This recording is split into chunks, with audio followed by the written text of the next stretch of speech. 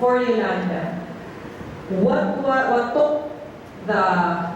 took long was not the preparation of the plan, because I think in 2 to 3 months, everyone from all the provinces, cities, and municipalities submitted their plans, including the national government agency. The approvals process will take time because there are certain guidelines if you will be accessing the National Disaster Risk Reduction and Management Fund, your local DRR fund, or partnering with development partners or private sector organizations. So key, if you can list everything already before something happens, then you'll save, I think, a day or two. This is the normal content of every rehab and recovery plan in the Philippines. In Marawi, this is also the same structure. So take a look at this. In the policy note that we will be sharing with you, there is already some detailed paragraphs explaining some of this in outline. Of course, what is very important is the mechanism for monitoring and evaluation. Bring in third-party independent evaluators, the academy, CSO in the picture. Bring in the community so they will have a stake in the recovery and rehabilitation efforts. Institutional arrangement. Based on the law, this is how the arrangement will look like. Find yourself in the structure. More than 2 barangays affected, it's a city or municipality. More than 2 cities or municipalities, it's a province. More than 2 provinces, the region, up until the national government. Except when the Disaster Council so decides and recommends to the President, and the President decides that it becomes a national effort through a task force. These are the standard rehabilitation and recovery clusters for the past how many disasters in the Philippines. Sometimes the name would change. It's not a cluster, but they call it a subcommittee like in the Marawi. It depends on the LGU, it depends on mayor, or even when the rehabilitation and recoveries are. Lead agencies, usually these are the standard lead agencies that you have already. Depending on the need for the support cluster or the subcommittee of support, you will occasionally find the Department of Finance there. Roles of stakeholders.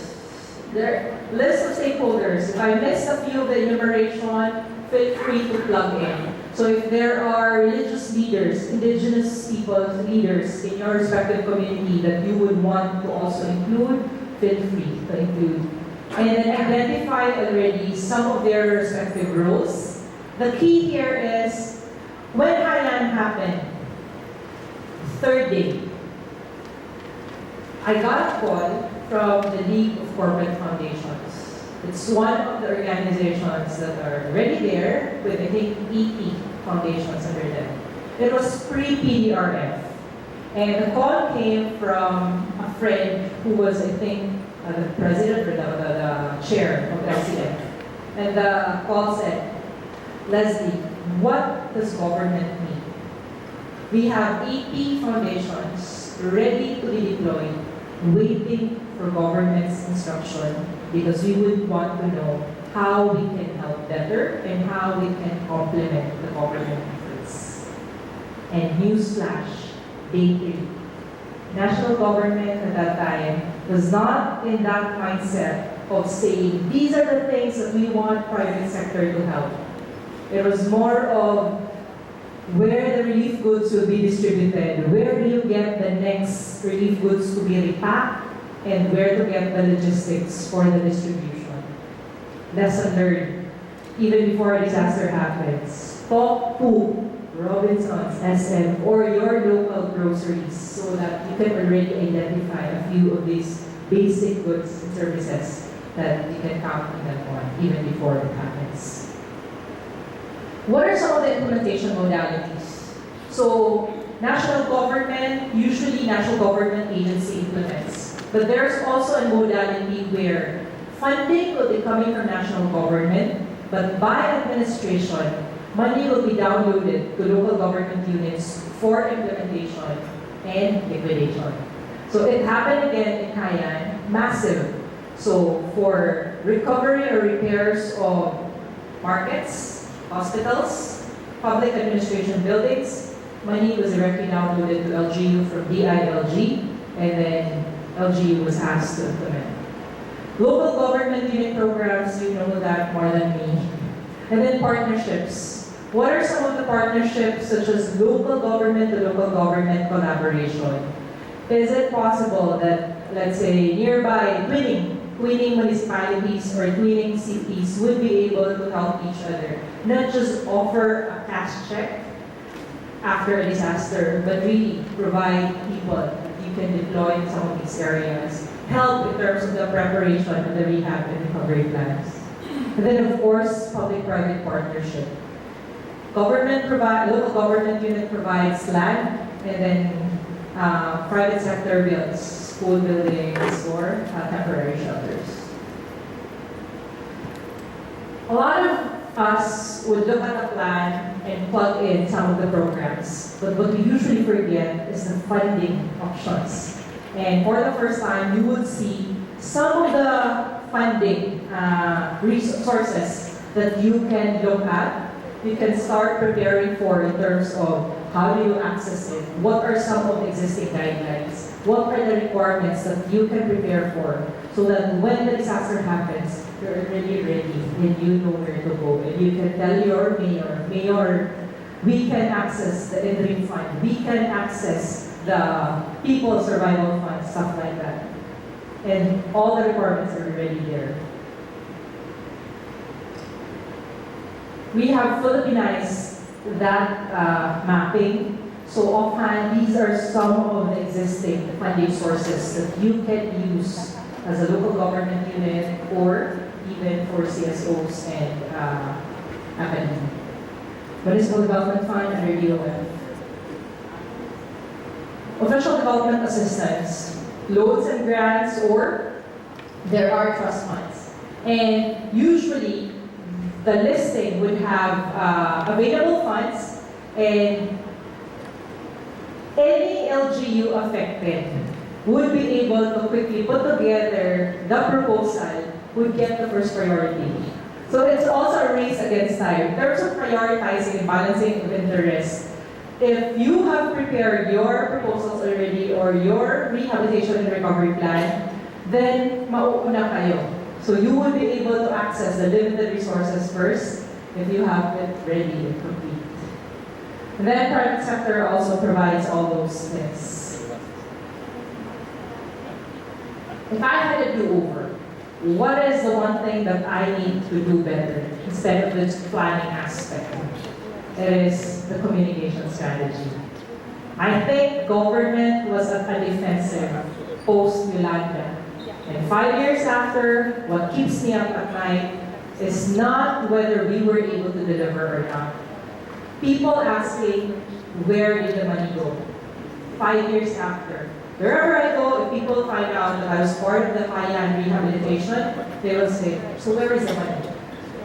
Did the SWD really pocket the money? So what is painted as massive corruption was for me failure of communication. Because actually, government was tracking it. At the first instance, humanitarian efforts, 77 billion pesos was actually pledged post-Hayan. But what actually was committed was only 17 billion pesos out of the 77 that was promised to the different countries. And what actually went to the government coffers was only 3 billion pesos, broken down as 1 billion for the SWD, another 1.5 Department of Health, and 500 million for Office of Civil Defense.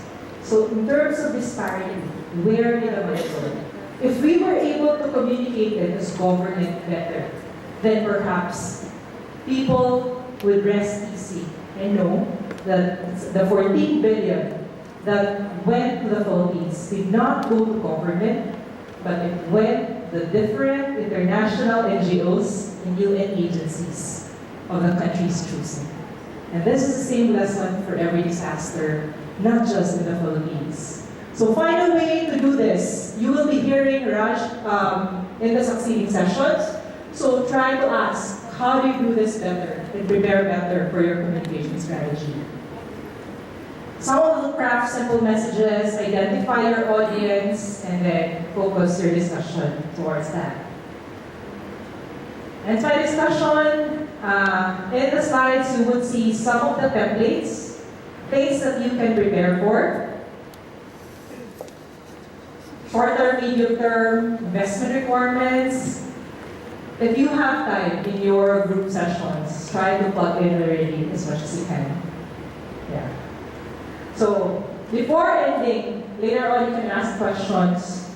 My vision and my hope after sharing is that after 5 days, you will be given an opportunity to know each other, to tap on each other's comparative advantage and skill sets. So I am hoping that maybe when something happens in December, something that happens, let's say, a typhoon up north, or an earthquake somewhere in Visayas, I would be seeing or hearing friends saying, Lesley, you know what? The local government of Samar was able to deliver a local rehab and recovery plan in 2 months. And all because they prepared.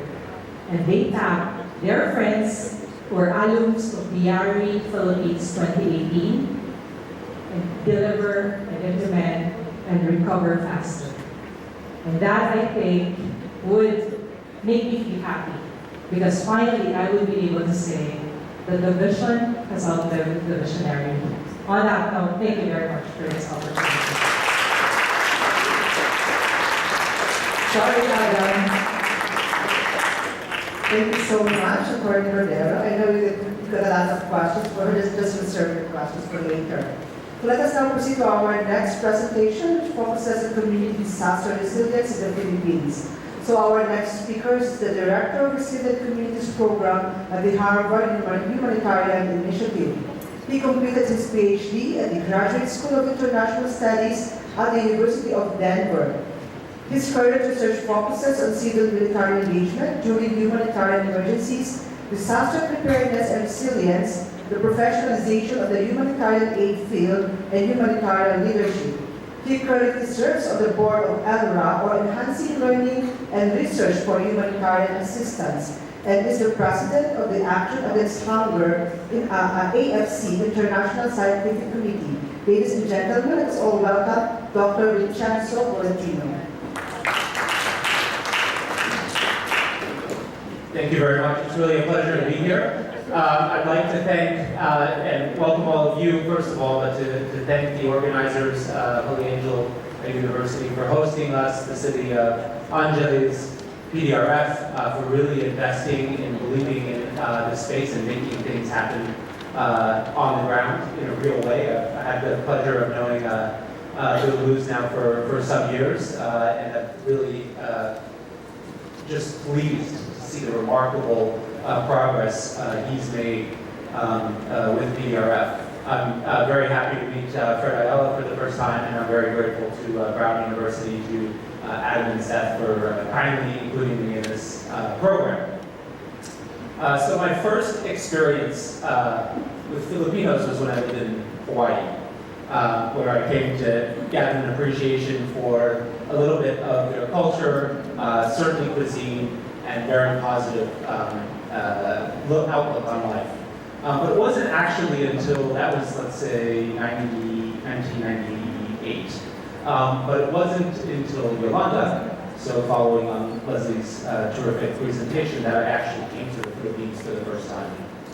And I did so in the capacity of looking at the coordination. The coordination from the international perspective, and specifically looking at how international militaries and humanitarian agencies were coordinating aid. This was the first, Yolanda was the first for a lot of things. As all of you know all too well, it was a massive storm, unprecedented in size. It was a learning moment for translating scientific knowledge into actual community understanding and practice at the ground level in terms of what certain expressions and certain advisories meant and would mean for people that were in evacuation shelters that were in the zone where the storm surge hit. Any disaster relief in the Philippines is obviously complicated by the fact that you're coordinating across 7,100 islands. There wasn't one coordination section in the Philippines. There was coordination going on in Manila. There was coordination going on with actual clusters in Tacloban, in Dion, in Rojas City, in Cebu.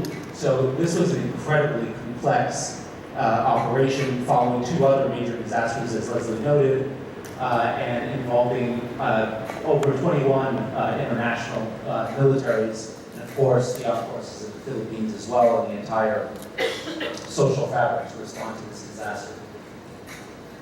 That experience led me to ask questions and get interested in the actual preparation for disasters within Philippines society.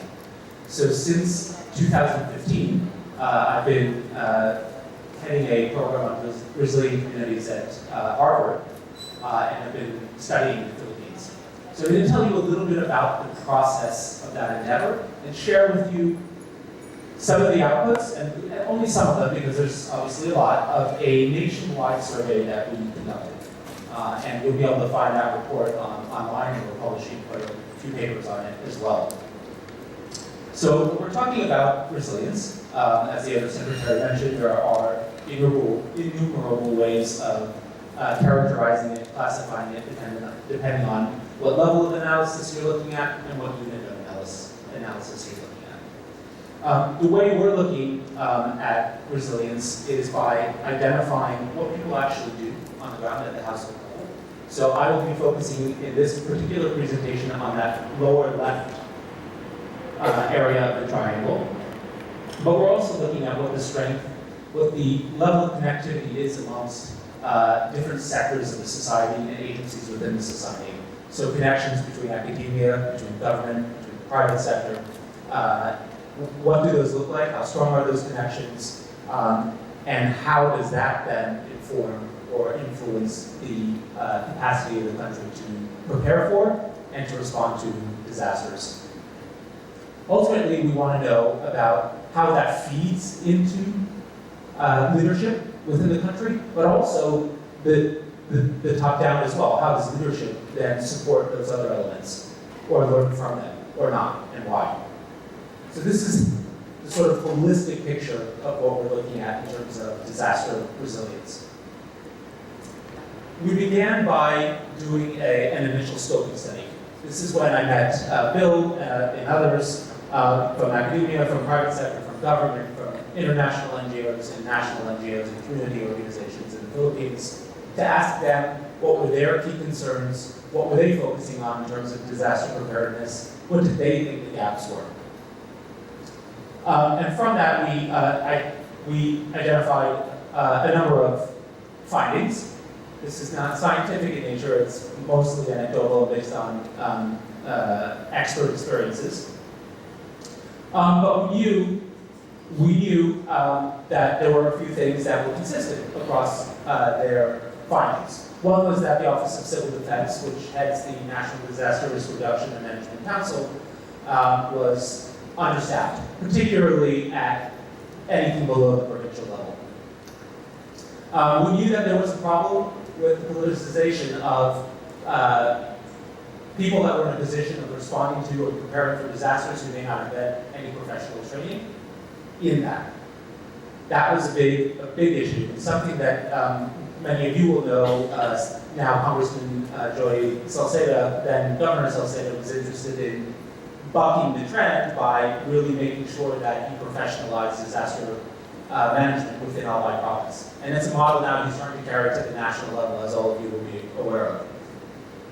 Lack of updated and clear land use plans. And finally, interestingly, and it's somewhat surprising for me, frankly, given the huge amount of attention on disasters in the Philippines and a large number of agencies and organizations involved in it, there's actually a limited number of empirical studies, scientific studies on levels of disaster preparedness. There are quite a few of them, but they tend to be quite local in nature, none of them giving a really big overview of levels of preparedness across the country. So that's something where we thought we could make a difference and something we thought we could address. So we took the approach of looking at several things. We undertook a few case studies to characterize how people were experiencing disasters at the community level, both in terms of preparing for future disasters, whether through education and training, or in some cases actually physically moving the community itself, and what the costs and benefits of those different approaches was.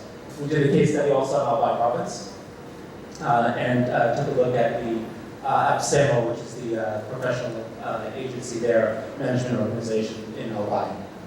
We also did, and this is what I will focus on now, a household level survey. Before I get to that incredibly complicated diagram, let me try to explain just a little bit about this process. It's sometimes underappreciated how much can actually go into a survey. So the way we began this, we were familiar with the secondary literature, with the various approaches and academic approaches to understanding resilience. But what we did is, after we had conducted the scoping study and these key stakeholder interviews, we convened similar groups of people together in a whole day session where we worked with them to identify, again, what were the key questions for them, what information did they feel they needed to know in order to better prepare for a disaster, in order to better recover from a disaster at various stages of the disaster cycle. From that, we identified a whole series of questions. Then we asked people to imagine themselves in their own role and asked them what information would they need to know in order to better do their jobs, and came up with that set of questions. Then we asked people to imagine they were a different role. Okay, so someone from a community-based organization, we might ask them to be a national government actor. Now we put them in that position and said, what information do you need to know as a government actor to be able to help the community? And we came up with that set of questions. Then, as a group, in its entirety, we looked at those questions. We had them all listed on sticky notes on board. And we started categorizing the questions together into different themes. And those themes come together to create a picture of, we'll call this resilience, the whole thing. Okay, different people have very different measures of resilience. This is how we're measuring it. We're looking at different levels of 100. This is not rendering beautifully right here, but it looks better if you download a report or look at a computer screen. But we're looking at social cohesion, leadership, law and security, information, communication, learning from past or experience with past disasters. And so this was the conceptual framework for resilience that we were using, and underneath each one of those concepts are sub-concepts, and under those sub-concepts are the actual questions that go into the survey. Now that survey includes questions about demographics, where people live, who they are, what their income is, what they earn their livelihoods from, their access to transportation, their ownership of different media, whether it's phones or television, etc. But it also relies a lot on their perceptions and experience with disaster. So it includes both information that we can quantify fairly easily and information that is based on their perceptions.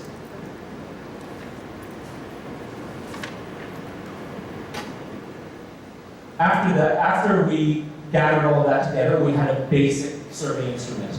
We then worked with, and the Philippines is quite good in this regard, in that it has a number of different highly professionalized statistics or groups, companies, that are used to creating surveys, training enumerators, and conducting research across the country. So we're able to hire a company to work with us.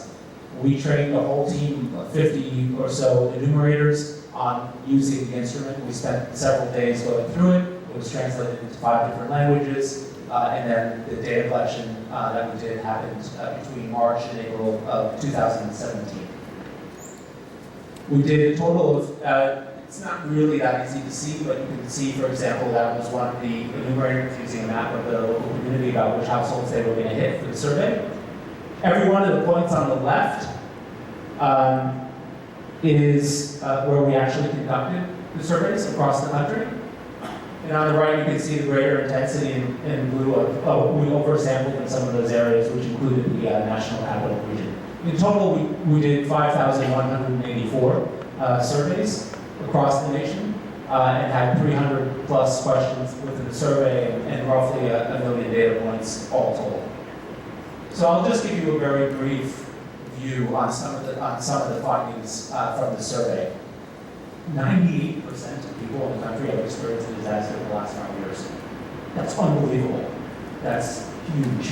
So you've earned the number 3 spot. I don't know who's in position 1 or 2, but I don't know if they're a country of 100 plus million people. It's probably like, I don't know, Togo or, it probably doesn't compare in terms of population, I'm guessing, in terms of population and size as the Philippines. So in my mind, the Philippines is the most disaster-prone country in terms of population and size.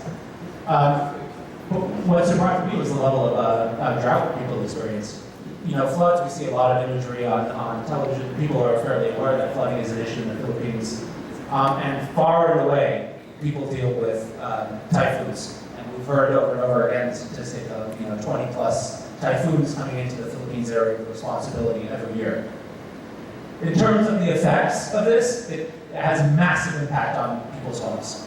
Whether they're totally destroyed, as millions of homes were by Typhoon Haiyan, or partially destroyed, the fact of the matter is that it has a real big impact on people's homes, on their assets, on agriculture for those who are involved in farming. But it also has quite a significant impact on mental health. And one of the issues with this is that mental health is quite, I'll come back to this slide, underserved. Now, I can't see this from here, so I doubt you can see that from there. But I wanted to give you a sense of, if you start breaking down the numbers by region, I think on the left here, it's basically experience with trauma. Okay, being traumatized as a result of the disaster by region. And you can see that in, for example, Eastern Visayas and Western Visayas, that level of trauma is quite high. But what's remarkable, if you shift to the right, and you look at the number of the percentage of the population that has received any treatment, it's anywhere from 0 to less than 1%. Even in places where it's as high as 38% in Western and Eastern Visayas, which shows a real gap and something that certainly needs to be addressed. I'll go back one slide to assistance. When we asked about how much assistance people had received or where they had received it from, 38% said they had received no assistance, and the vast majority had received food and water. Interestingly, only 4%, and I brought this up in previous presentations as well, received cash, which is something is very likely to change, if not happening now, in the very near future, as there's a preference for cash assistance. I'm going to spend very little time going over these next slides because we have a tight schedule, but I will encourage you to ask us questions about this and to go ahead and you're welcome to download this report as well on our website. So if you look at time needed to recover from disasters, those in red take the greatest amount of time, over a month.